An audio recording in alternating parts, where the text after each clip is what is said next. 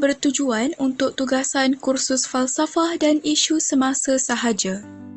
Apakah itu kemurungan? Kemurungan adalah gangguan perasaan yang serius terhadap seseorang tidak kira umur, bangsa atau jantina sehingga menyebabkan kecelaruan ketika ingin melakukan aktiviti harian.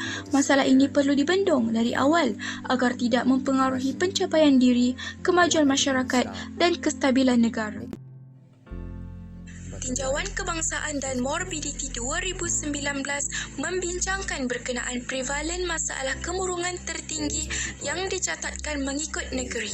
Wilayah Persekutuan Putrajaya menduduki kelaziman tertinggi di antara negeri dengan 5.4%, diikuti 4 buah negeri tertinggi di Malaysia, iaitu Negeri Sembilan, Perlis, Sabah dan Melaka.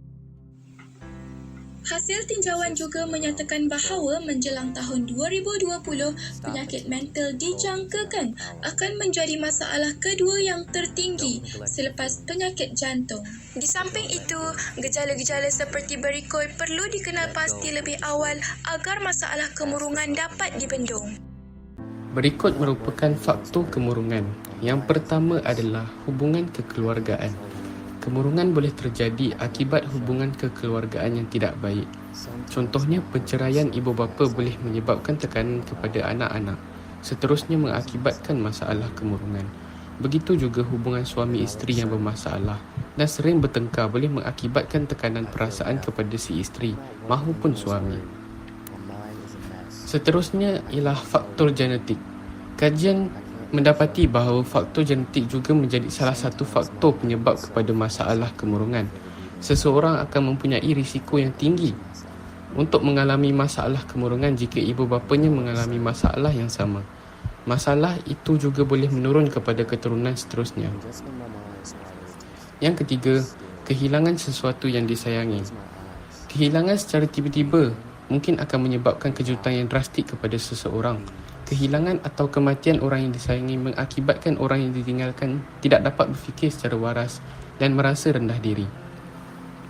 Kehilangan sesuatu atau seseorang tersayang boleh menjatuhkan semangat seseorang untuk meneruskan perjuangan hidupnya. Oleh itu, seseorang sering mengalami kemurungan akibat daripada kehilangan. Yang terakhir, bebanan dan tekanan akibat masalah. Bebanan masalah atau terlalu stres dengan bebanan kerja boleh menjadikan seseorang cenderung mengalami kemurungan. Begitu juga dengan bebanan ekonomi yang banyak mempengaruhi faktor kehidupan seseorang. Bukan itu sahaja, kadar peningkatan kemurungan dalam kalangan pelajar di sekolah kini meningkat oleh kerana tekanan kerja yang diberikan oleh guru. Lebihan lagi, dalam musim pandemik di mana majoriti pelajar menimba ilmu melalui internet yang kebanyakan langsung tidak memahami apa yang dipelajarinya. Kesan kemurungan terhadap individu adalah kesihatan minda akan terganggu dan juga akan menyebabkan keletihan. Seterusnya, kesan kemurungan terhadap keluarga adalah kehilangan orang yang tersayang dan hubungan semakin renggang. Selain itu, kesan kemurungan terhadap masyarakat adalah pencapaian akademik akan merosot dan kehidupan sosial akan terjejas. Akhir sekali, kesan kemurungan terhadap negara ialah imej negara akan terjejas dan kemajuan negara akan terbantut. Akhir sekali adalah cadangan untuk menangani masalah kemurungan. Yang pertama sekali, kita boleh mengamalkan gaya hidup sihat. Contohnya dengan bersenam. Dengan bersenam, kita akan terasa bermotivasi dan mempunyai lebih banyak tenaga untuk mengharungi hari-hari kita.